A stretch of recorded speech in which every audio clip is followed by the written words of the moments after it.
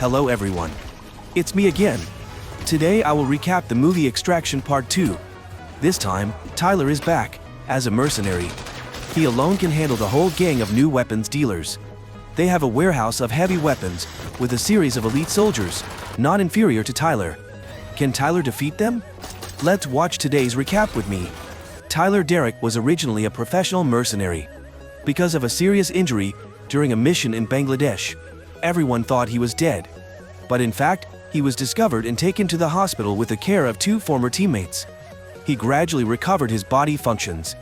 After that, Tyler also retired from his life as a mercenary to live in a wooden house in Austria with his dog. Meanwhile, in Georgia, Zurab and his younger brother David founded the largest criminal organization in the country. This guy and his old brother Zurab witnessed a lot of violence and war since childhood, which formed their cruel personalities. The two brothers built their own arms and drug empire.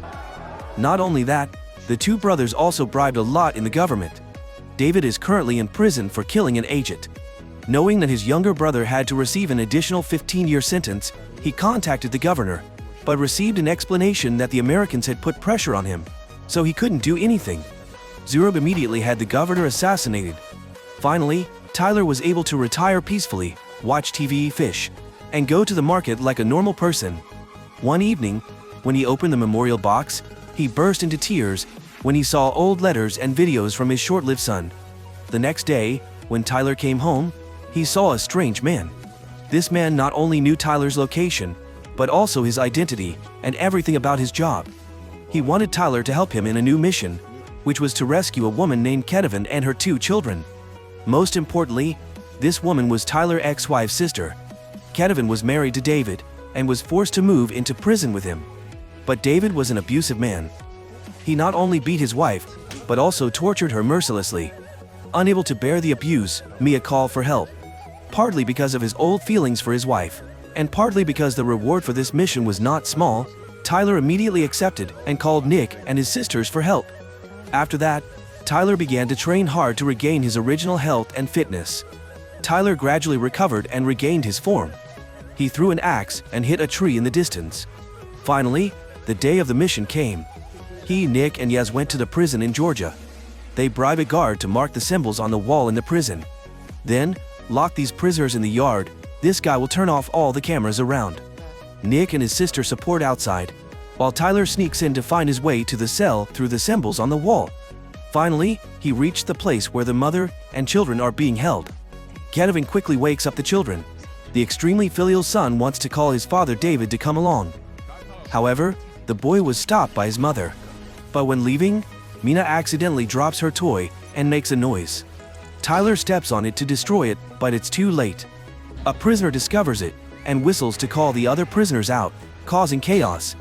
The mother and children run away with Tyler. Tyler breaks the lock to an abandoned hallway. Unfortunately, the electricity has been restored. The alarm bells are ringing everywhere. Every path is surrounded by guards. Tyler has to lead the mother and children to another path. Ironically, the door leads right into the tiger's den. The place was surrounded by other prisoners. They rushed to grab Tyler's gun. He fought with them and was forced to shoot one of them to scare the others. He then set a mine to open the door, taking the three away in time, before the prisoners attacked again. Tyler's action this time led to a riot. Other prisoners rushed out to beat the guard and steal the key. Thanks to Yaz's guidance, Tyler found a slide on the ceiling. He pushed the three of them out to where Nick and Yaz were helping. However, when Tyler and Kevin managed to climb up, David appeared and attacked them. Kevin was immediately knocked down. Each curse from David was accompanied by a blow like a thunderbolt to Tyler. Because Tyler was unable to react in time, he was attacked continuously. Kevin saw the danger of the situation and also ran to grab David's neck. Although it was useless, it was enough time for Tyler to counterattack. Tyler quickly pressed David's face into the stove, then tore off his hand, causing him to feel like he was going to die. Finally, killing David with a stab to the neck. At that time, a group of prisoners had chased to the end of the corridor. So Tyler told Nick to take the children away, and he would find another way out. The riot also brought the police here, and a fierce battle broke out between the two sides. Tyler and Kevin were also forced to cross this battlefield to escape. He could only walk and shoot, but unfortunately, His ammunition was limited, and he could not shoot randomly. The prisoners saw Tyler, and were just waiting to pounce on him. Tyler quickly counterattacked them. Kevin next to him used a shovel to increase his momentum. Finally, Tyler's gun ran out of bullets. Tyler had no choice but to put down his gun and use a knife to fight hand-to-hand with them. Tyler had to fight many people while protecting Kevin. Tyler then hugged Kevin and threw out a grenade. The explosion opened up an opportunity for the two of them. But at this moment, Tyler was hit hard in the head, and his face was dizzy for a moment. Tyler was bleeding from the head. One of them took the opportunity to carry Kevin away. Tyler regained his composure, chased after them, grabbed the police shield to both defend and attack. The shield helped him avoid the petrol bombs. Tyler used his burning hand to punch these guys without missing a single hit. He punched these guys until his hand was tired and the fire went out. Finally, Kevin was saved. Nick and her men also promptly collapsed the door to support and get both of them out. But bad news also came. At this time, Yaz warned that David's gang, Nagazi, was chasing them. The group left in a bulletproof car, firing a shot that blew up the prison door. When they got out, Tyler instructed the kids to put on bulletproof vests and hide in the back seat. And they clashed with the Nagazi gang. The Nagazi opened fire on Tyler's car. Luckily, his car was bulletproof. A chase broke out. Nick and the others quickly returned fire, flipping several of their vehicles. But there were too many enemy vehicles ahead. Charging in would be like seeking death. Tyler steered the car through the forest. The motorcyclists chased after them. Although they killed a few, the motorcyclists outnumbered the Yuan army. They threw grenades at Tyler's group vehicle, causing it to explode. At this point, the group only had Tyler and Nick's vehicle left. They drove over the group of motorcyclists. One of the motorbikes was so busy that it hit a tree and rolled over. At this time, the Nagazis were frantically shooting, wanting to break the car's windshield. The innocent son asked his mother why his uncle's men wanted to shoot they. But right when they were about to reach the gathering place, Tyler's car was hit by a bomb, flipping it over. Nick and Yaz quickly turned their car around to cover for Tyler's group to get out of the car. Her car was also quickly turned into scrap, so the whole group ran away from the assassins on foot. The bad guys kept firing behind them. Tyler's mercenary group, relying on the complex terrain of the factory, successfully escaped the assassins. However, the chaos injured Kevin's daughter. They boarded a waiting train, taking them all out of Georgia. But things did not go smoothly. While Tyler was bandaging Nina's wound, the Nagazi outside came chasing him by helicopter. After that, Tyler continued to climb onto the roof of the train to deal with the remaining helicopter. Tyler was almost killed by their return fire. The Nagazi took this opportunity to have their soldiers jump down and walk towards the train. They thought they could control the train to stop. Unexpectedly, Nick was waiting to continue the attack. She continuously shot them. Because the enemies had bulletproof vests, this method was ineffective. Nick switched to a tactic of attacking their weak points, attack one by one. Finally, she defeated everyone, threw one of them out of the train, but Nick was also injured. Meanwhile, another group of Nagazi successfully broke the door, broke into the train, and wanted to capture Kevin and her son. At this time, Tyler returned and started fighting them, single-handedly fighting a bunch of people with only a gun. The two sides fought fiercely. Tyler took turns knocking them down with the butt of his gun while the train was still moving. Kevin's eldest son, Sandro, was trembling with fear. Tyler continued to search the train when a helicopter opened fire. Luckily, he quickly hid in time to destroy all the enemies. He climbed onto the roof of the car, took out his machine gun to fight, and attacked the helicopter. But inside, Nick discovered that the enemies had damaged the braking system, and the road ahead was dead end. Tyler only had time to tell Kevin and her 3 children to hold on to the safety net. Immediately after, the train derailed and rolled away. Fortunately, everyone was fine. Everyone turned to the water to move. At this time, Kevin's son refused to leave without his father. Kevin told his son the truth that his father had died at Tyler's hands. Sandro looked at Tyler with a very resentful look. The boy hit Tyler, but nothing could change.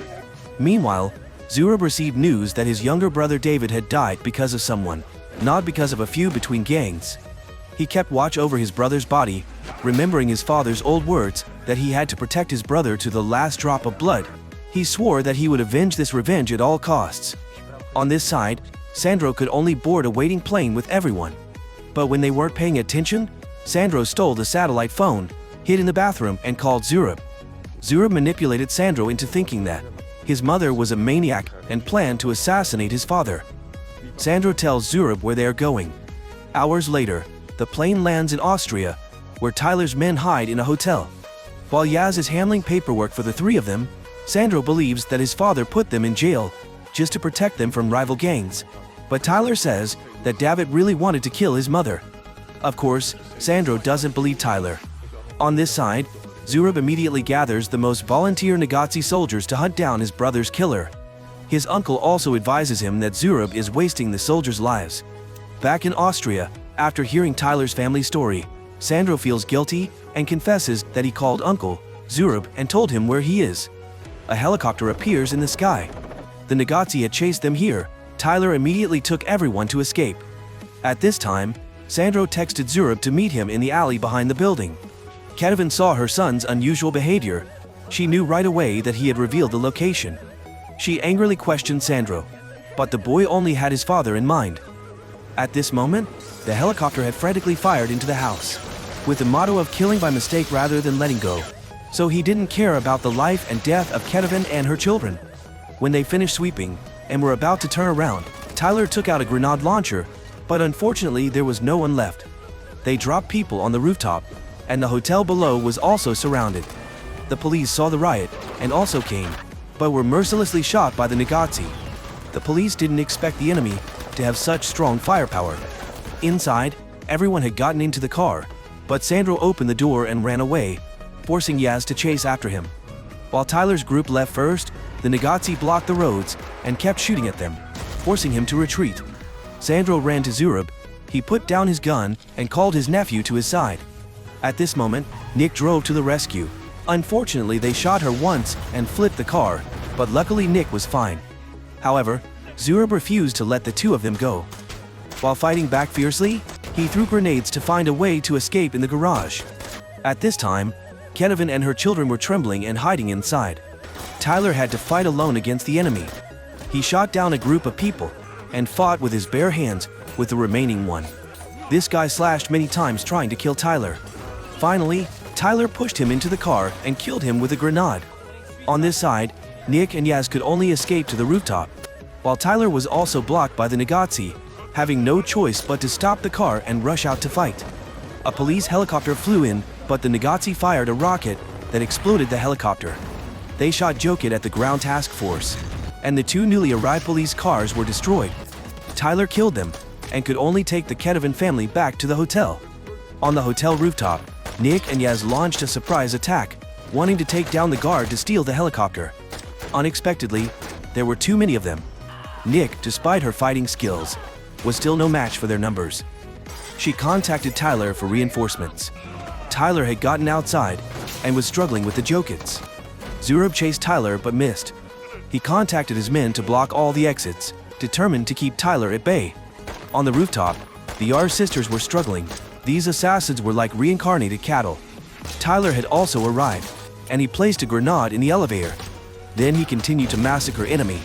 Nick sent his younger brother to pick up Tyler's family, and she alone took on the two big guys. They wanted to push her to her death, but Nick was no pushover. In the end, Nick fell onto the roof with a soldier, both of them unconscious. Inside, Tyler saw Nick about to slide down, and immediately accelerated to kill the last soldier. In a hurry, he broke the window in time, catching Nick at the last second. But when both of them were still hanging in the air, Zurab appeared, arrogantly shooting Tyler's hand. He wanted to enjoy the feeling of tormenting Tyler. He probably didn't expect Nick to suddenly wake up and break the glass under his feet. Now Zurab was hanging like them. Tyler used all his strength to throw Nick into a room. Thanks to that, Nick found Kevin and her son in time and saved them. On the roof, Tyler and Zurab climbed up, starting a one-on-one battle, unequal in strength, neither giving in.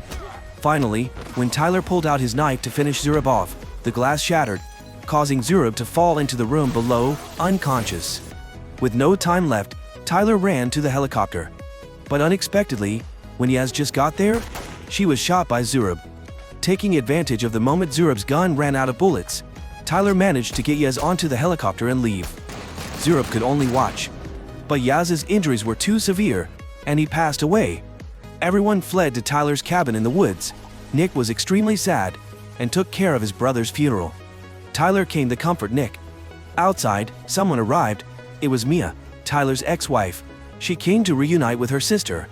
Tyler also apologized to Mia for leaving her alone to face her son's death. At that time, Tyler was also so sad that he chose to hide. Meanwhile, Zurab was eating when his uncle advised him to stop. They had lost too many people because of a woman. Now they had Sandro. However, Zurab did not listen to his advice and eliminated his uncle.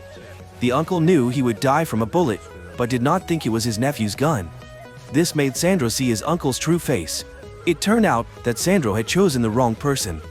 Zurab took the initiative to contact Tyler, asking to meet him privately to negotiate. Ignoring Nick's objections, Tyler armed himself.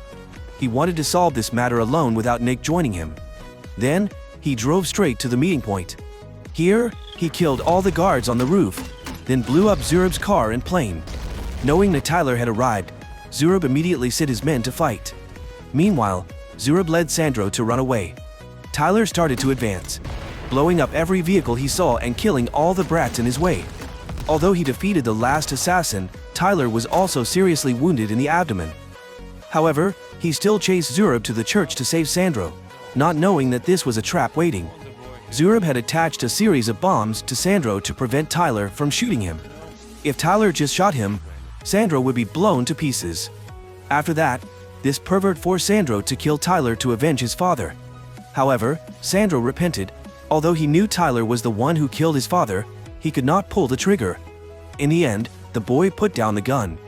Zurab looked at his nephew with disappointment. He was about to kill Tyler himself. At this moment, Nick suddenly appeared. Zurab then used Sandro as a shield. Because Sandro revealed his location, so her younger brother died. She hated this kid Sandro so much.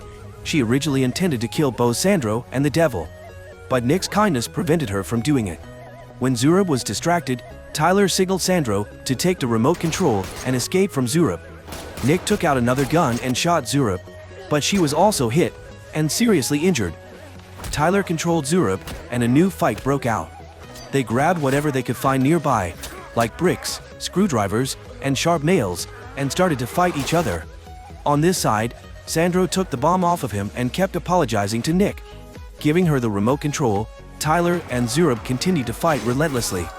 After a while of being dizzy, Tyler picked up a large nail and stabbed Zurab repeatedly, but he was too strong. With some magical strength, he still tried to attack Tyler. Finally, Tyler grabbed a new gun and headshot him. Then, Tyler rushed to Nick. At this moment, the Austrian police also arrived and arrested everyone. Several days later, when Nick and Tyler is in jail, Nick was also taken care of. That afternoon, Mia visited Tyler and told him that Kennevin and her children had been put under witness protection. However, all of their assets had been confiscated. Tyler told Mia to give them the money he had hidden under the floorboards. After that, Mia also told Tyler that before her son died, she told her son that he left them to save the world.